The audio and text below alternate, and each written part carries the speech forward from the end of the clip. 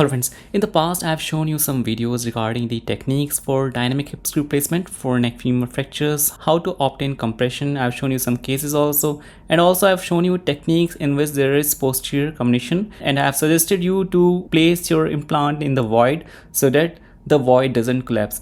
So those were the techniques that I have been using, but the question arises whether these techniques translate into the outcomes or not. So in today's video, I will be showing you the cases that I had operated last year and which have completed a minimum of 6 months follow-up. And in those cases, I will be showing you what techniques I have used and what were the outcomes regarding the union. While AVN is something which is highly unpredictable because often it is not in surgeon's control. Sometimes the patient presentation is delayed, sometimes the fracture is neglected, and sometimes the energy of trauma is very high. So the risk of AVN is highly unpredictable. But union is something that is more dependent on the biomechanics. So if you have addressed the biomechanics well, then your fracture should unite. Sometimes the fracture parameters are also there, like extensive comminution is there. Those can also risk the failure. So we'll be seeing all these things, what happens in the cases that I had operated last year. So this was the first case. It was a neglected neck femur fracture, and the history was manipulated, and the fracture was around 3 months old and probably older, as the patient was not giving proper history. But since the patient was a young female and we had no other backup option, we chose to fix this fracture. And before going for fixation, we always get a CT, and in CT you see there is already pre-existing changes in the joint. The joint space is reduced here, and we see some cyst and sclerotic changes in the head. That means the AVN has already started, so the fracture might be older than the patient told. So the 3-month history might still be dubious. So still we have no other option than to fix this fracture, and we proceeded with that. So this was a fixation done. You see there is dynamic hip screw placement in the inferior quadrant of the femoral head. So whenever the head part is compromised, like I've shown you in the previous image, this top part is already undergoing AVN, and sometimes the bone quality is poor. Then we want to place the leg screw of the DHS in the inferior quadrant. We want to preserve as much bone in the superior half as possible. So here what we did, we tried to achieve intraoperative compression. The anatomical reduction is not an issue because it's already old fracture, and the anatomical reduction is not possible. Only thing you need to take care is the alignment. So here the alignment appears to be satisfactory. You see the head is reduced in slight valgus alignment, and the leg screw is in inferior quadrant, and this derotation screw is placed in the central zone, and this top part, superior half of the femoral head, is still vacant. We don't want to place implant in this because the bone is already compromised. Now this is lateral view. Now whenever you are placing the dynamic hip screw and the bone quality is not good, then you have to place the screw in the posterior half. Posterior inferior quadrant is optimal whenever we are anticipating complications. So this is a safe zone to place the screw. The central zone can be used in case of stable fractures and good quality bone, but whenever you have doubt about the bone quality, go for the posterior inferior quadrant. Whenever you are using the partially threaded cancellous screw, then it has to be nearly parallel to the leg screw that you have placed for the DHS. And also this screw has to be used when you are anticipating collapse. So if you are using this screw, we want some kind of collapse here. So whenever the case is a delayed presentation and sometimes there is a void, like in this case there is a void, so you can't achieve good compression at the void side because the void is irregular. It's not a fresh fracture. In fresh fracture, definitely you can get a good compression, and then you can place another screw in any position. It may not need to be perfectly parallel to this screw. But if you are anticipating collapse, healing by collapse, then definitely you want this screw to be parallel to the leg screw. Here there was asymmetric void. So what we did, we achieved compression in this zone, but this area was still not perfectly compressed. So we have to place the partially threaded cancellous screw because we want some kind of collapse in this zone for healing. But if the fracture was a fresh one, then definitely we could have used a fully threaded screw also in this zone. So ultimately this fracture healed. You see there is clear bridging bone. We can see the trabecular continuity also, and this screw has slightly loosened, and because we were expecting some collapse in this zone as the patient bears weight. So ultimately this fracture has healed.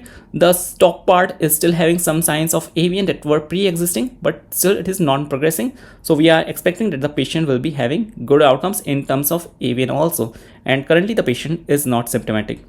So just fingers crossed. Let's see what happens to this patient at a later age. And at 1 year, we were definitely sure that the fracture has united. We had got a CT also, and the AVN was non-progressive. Now this is the second case, a 59-year-old female, and she presented to us after 1 week of injury. Now the plan of total hip replacement can be considered in these patients if the bone quality is poor, but here the patient opted for fixation, and the fracture was Powell type 3, that means an unstable injury. And again, what we did, we tried to achieve a biomechanically better position, that means slight valgus. You see some marginal overriding is here, but on the medial side there is no marginal overriding. Whenever you are expecting a high risk of collapse, that means a varus collapse, you can simply tilt the proximal fragment slightly valgus, so that should help in healing. But the angle should not be very high. It should be less than 5 to 10 degree. More than 15 to 20 degree will risk the AVN. Here what we did, we achieved the compression, but since the bone quality is not good, we are expecting some kind of collapse. So that's why we placed the partially threaded screw. Now some people may say, why don't we use the cannulated cancellous screws alone for the fixation? Now these fractures are unstable fractures, and unstable fractures, the Powell type 3, are going to displace when the CCS alone are used. And CCS is the biomechanically most inferior implant. We want some kind of angular stability in this zone, because CCS is not getting any hold in this zone. If the bone quality is not good, the CCS will tend to loosen in this area, and ultimately with loosening, the fracture will remain mobile and it will go into non-union. So ultimately this fracture united at 6 months follow-up. You see there is bridging bone, and here also there is some bony consolidation. In lateral view also it was united and it was confirmed in the CT, but at 1 year follow-up the patient developed AVN. So probably the delayed presentation, patient age could have contributed to the AVN. So probably in older age patients, those are borderline like 60 years of age and the bone quality is poor, so you may give the option of total hip replacement to those patients. Here we had gone for fixation only because patient insisted for fixation and not for the total hip replacement. Otherwise total hip replacement would have been fine for this patient. Now the third case, a 28-year-old male, 3 days old injury and a Powell type 3 fracture.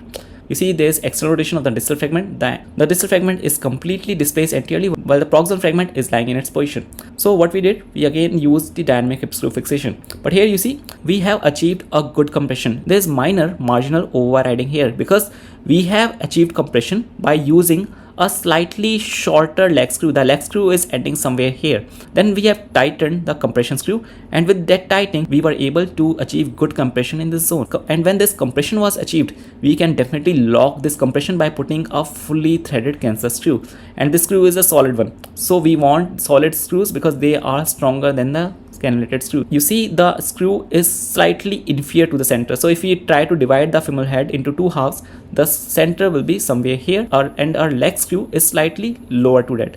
So again, when the bone is healthy, patient is young, you can definitely go for central zone.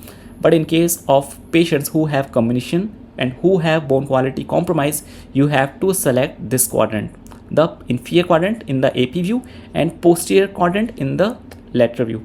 But here, since the bone quality is good, it is still in the lower half, but it is quite close to the center also. And this other screw need not be parallel to this screw if we have already achieved the compression, but here it has been placed quite parallel, so that's not an issue at all. Since it is a fully threaded screw, it is going to be holding the compression. It will not allow collapse because the bone quality is good. Now this was the follow-up of this patient. You see there is no collapse and the healing has occurred directly. This is the X-ray at 6 months follow-up, and there is no sign of AVN also. And also you see the leg screw has not migrated laterally. That means there is no further collapse happened because we had already achieved the compression intraoperatively, and that compression was locked with the help of this fully threaded cancellous screw, and also the compression screw on the leg screw of the DHS has not been removed. We try to keep the compression screw because that locks the fracture in compression, and this extra screw is only for augmenting the stability because it prevents the rotation and also locks the compression in its position. This is the lateral view. It was united and it was confirmed in CT.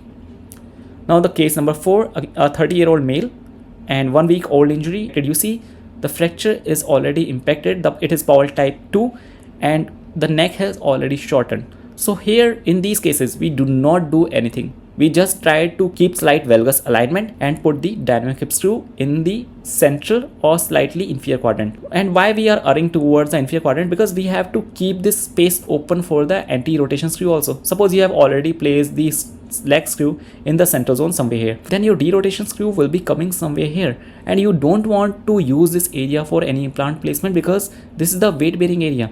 Any implant placement here in this zone will risk the cutout. So we have to preserve the subchondral bone in this zone. So that is something that has been done in this case. We have preserved the subchondral bone here. We were not having fully threaded screw, but we used this screw which was having threads crossing the fracture site. It's working like a fully threaded cancellous screw only, and it will lock the already taken compression intraoperatively. This was the lateral view, and again it unites without any further collapse. You see the position of the compression screw and the derotation screw has not changed, and the trabecular continuity can be seen. At 1 year there was no sign of AVN and the patient was asymptomatic.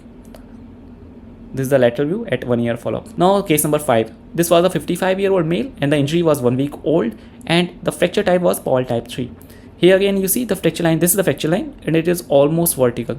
So these are the unstable injuries. Again, the patient is a borderline candidate for the total hip replacement, but since the bone quality was good, opted for dynamic hip screw placement.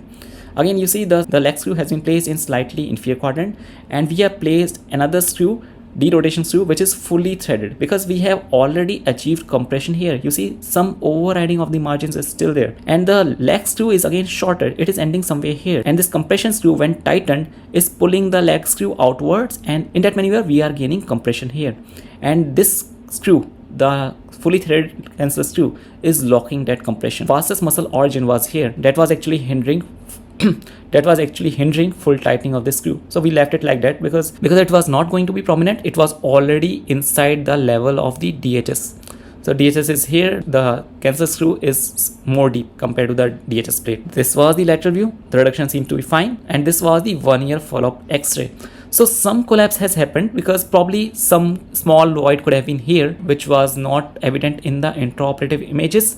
And even if you have placed the fully threaded screw, if the collapse has to happen, it will happen to some extent. But definitely when you have gained good compression, it is fine to put a fully threaded cancellous screw, because this fully threaded cancellous screw will augment the stability. And whenever the fracture margins are compressed and you obtain a rigid construct, it is going to heal by primary union. Here some collapse has happened because probably some void was here which was missed intraoperatively.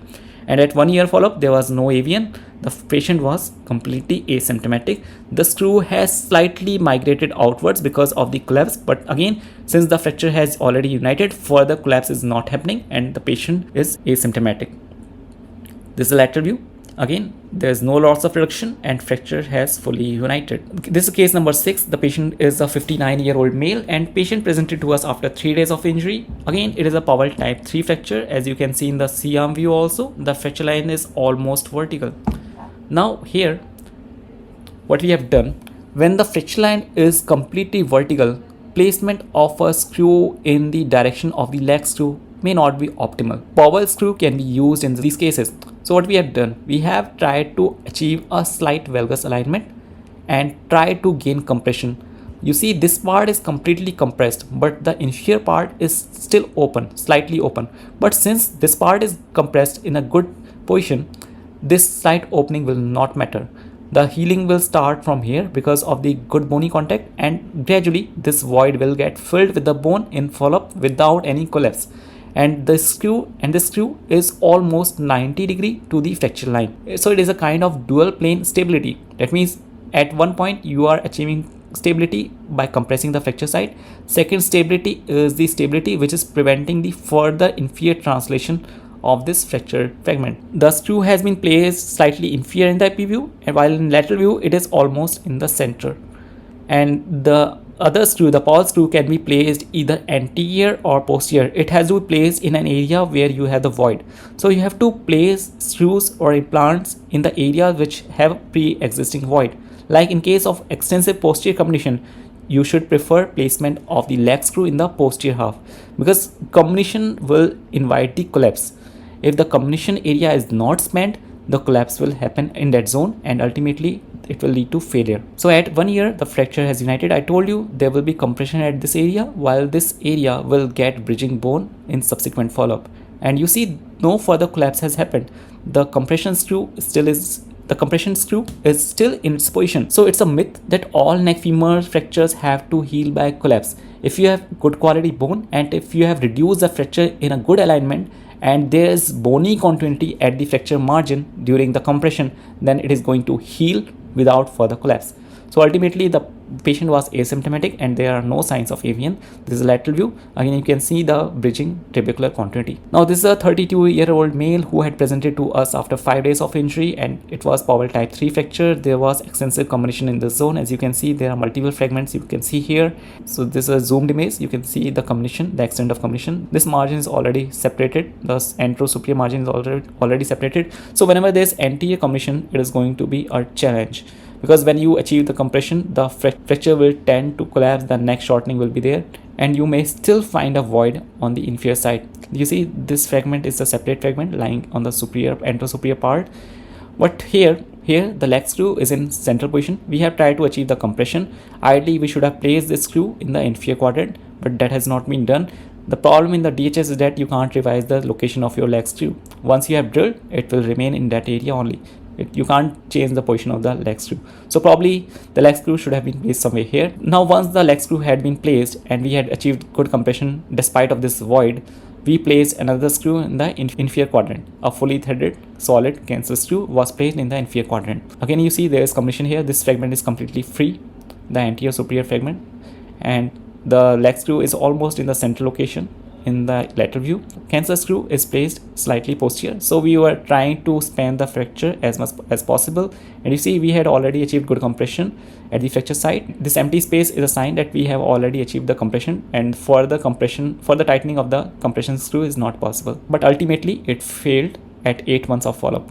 You see the varus collapse is happening. And why is it happening? Because you see there is already inferior void. So whenever the void is there, it is going to collapse. So whenever you find this void in your C-arm image, like the image I have shown here, there's big inferior void. You have to place the implant in the area of void. Like here, the dynamic screw, the leg screw should have been placed in this zone rather than in the central part. And by that, we would have prevented the varus collapse. So probably the screw position should have been selected carefully in this case. So this patient is now planned for valgus osteotomy because the bone quality is still good. Patient is still asymptomatic. He is able to walk, but there is some limp because of the shortening and the abductor muscle dysfunction. So probably the valgus osteotomy will help this patient. Now this is a case, again a Powell type 3 fracture in 32-year-old female, but the patient limb is polio affected. Bone appears to be hypoplastic, and in the patient with polio, the forces are high. So in poliotic patient, the reduction is going to be difficult. You have to gain good amount of traction. You can do some intraoperative closed maneuvers also. Slight valgus is still preferable.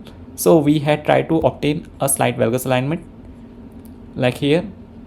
In the AP view, you see some small void is here on the medial side, while on the top side we have some marginal overriding. That means the proximal fragment is in slight valgus. Now the patient bone was hypoplastic, so we used the pediatric DHS in this patient, and a solid cancer screw was placed as a derotation screw because we had already achieved the compression. As you can see, some empty spaces here because even after tightening of the compression screw, the fracture is not getting further compressed and the space is persisting. So this part is completely compressed while some void is here. Again, I told you in the previous case also, this is going to heal if we have achieved some kind of contact in this zone. So ultimately the healing happened. You see we are getting this space covered with new bone, while on the top part the bridging bone has already started appearing, and in CT we confirmed that this bone has already united. This small gap here which is going to fill with time, and again there are no signs of AVN and the patient is asymptomatic. This is a lateral view. Now case number 9, a 32-year-old male who had 1 week old injury and again a Powell type 3 fracture. You see the fracture line is almost vertical. Here we place the screw in the inferior quadrant because again Powell type 3 is going to have a high risk of collapse. So the fracture is perfectly compressed, but since we have placed the leg screw in the inferior quadrant, we have this space already occupied. So positioning of the Powell screw, that means starting from here and ending in the inferior quadrant, is difficult in this case because DHS screw is already occupying this area. So we achieved the compression and we locked the compression with a fully threaded screw that was placed in the superior part. We have not occupied this part, the weight bearing part of the femoral head. The subchondral bone is still intact and it has not been perforated by the screw. So this is not going to cut out even if some complication happens. This was the lateral view. But ultimately, while the fracture had united and it was confirmed in the CT, patient has some signs of AVN. While he is not very much symptomatic, he is able to walk, do his routine activity, but if the AVN progresses, the patient will require total hip replacement. The lateral view, again you can see there's anterior marginal continuity. that means the fracture has united. Now case number 10, a 19-year-old male patient who had 3 months old injury, and he was already a metabolic bone disorder patient, and he was not able to get the fit because of the other comorbidities. That's why the surgery was delayed, and it was a Powell type tooth fracture with marginal sclerosis, as you can see, and some impaction is there here in the inferior part also. So kind of an unstable injury, and what we did, we again placed the DHS, the pediatric DHS, along with a solid derotation screw. Again, the superior part of the head has not been compromised. The screw is covering the central part while the leg screw is covering the inferior quadrant. This was the lateral view. We are using the posterior half of the femoral head, because whenever the bone quality is poor, we have to avoid placement of the implant in the superior and anterior quadrant. So this area, the anterior part and the superior part, has to be avoided because most of the cutouts happen in this zone. So this fracture healed without any further collapse because we had already achieved the compression. You see the previous image, there's some space here because the leg screw is slightly shorter than the length that came out with the measurement. So we try to keep the leg screw slightly shorter, put it deep inside till the appropriate TAD is achieved. Then we try to gain compression with the compression screw. When the compression screw is tightened, the leg screw comes out, and when the compression is rigid, the leg screw does not move further, and this space shows us that thing only, that further compression is not possible. So that's why it has healed completely without any further collapse. Now this is case number 11, a 30-year-old male with 1 week old injury, and he was also having associated pelvic injury for which a fixator was placed as definitive treatment. Now here the fracture line is vertical, so Powell type 3 fracture is there. So we place the DHS, we try to obtain the compression with the compression screw, then we place a Powell screw in the inferior quadrant. So ultimately it healed at 6 months without any signs of avian. The TAD might be appearing large here, but actually it is quite close to the subchondral bone. It is because of the external rotation view that TAD is appearing, but actually it is less than 2.5 centimeter. So at 6 months follow-up, the fracture was united and there were no signs of avian. And the union was confirmed in the CT and the patient was asymptomatic, walking comfortably. Now this is the case number 12, a 36-year-old male who had presented to us after 5 days of injury, and it is a Powell type 3 fracture but not completely vertical. And what happened when we tried to achieve the compression, there was some marginal overriding and the proximal fragment get collapsed inside the distal fragment. But still we were not worried because we had achieved good compression. We tried to tighten the compression screw as much so that we gain good compression here. And then we placed another screw in a Powell screw mode, fully threaded solid screw, and it was placed in the inferior quadrant ending here. And this was the lateral view.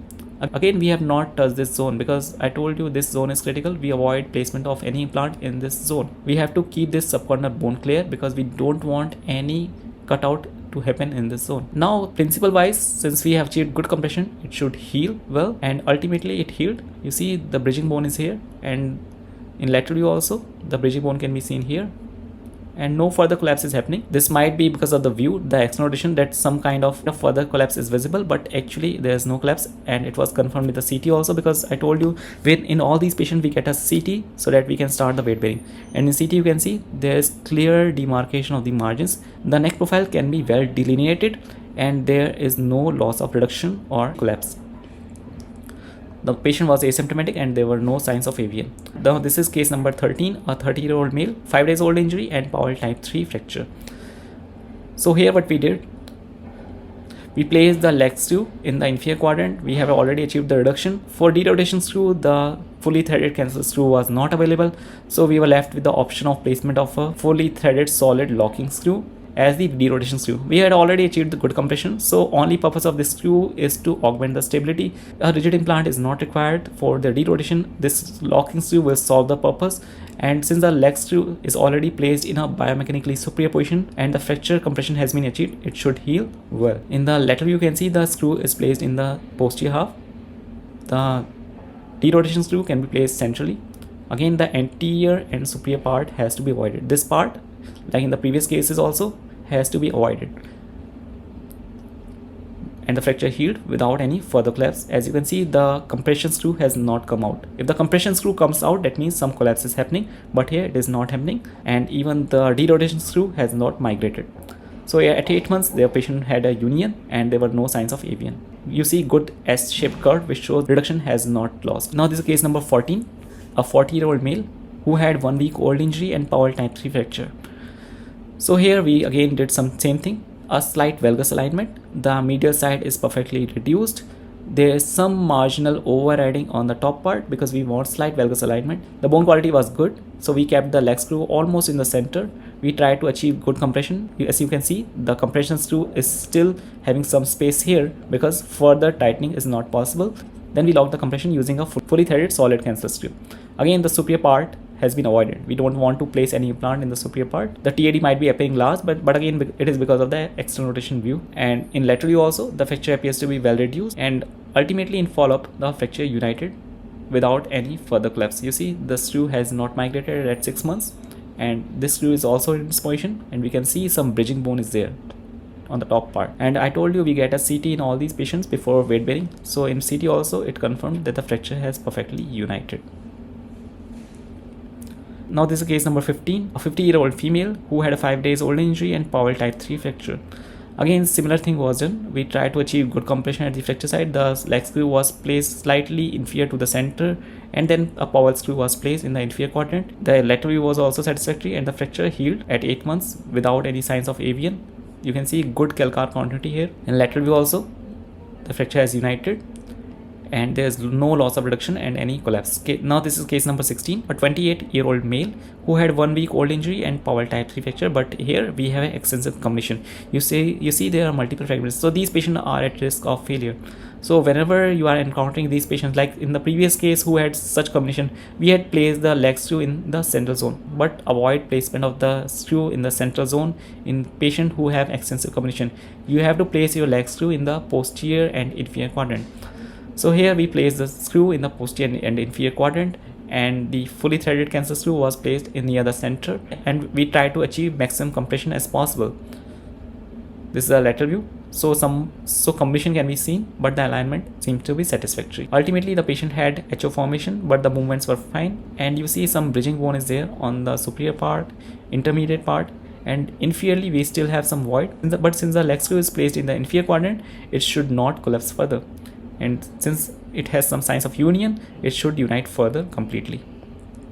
In the lateral view also, you can see some bridging bone is here, but again we have to wait for further consolidation because the fracture was already extensively comminuted, and at 6 months, since there's no loss of reduction, so ideally it should heal further. Now this is case number 17, an 18-year-old female who had 3 days old injury and Powell type 3 fracture. You see the amount of displacement and some comminution is there. What we did, we tried to keep the leg screw slightly in the inferior quadrant, and then we placed a Powell type screw in the inferior quadrant.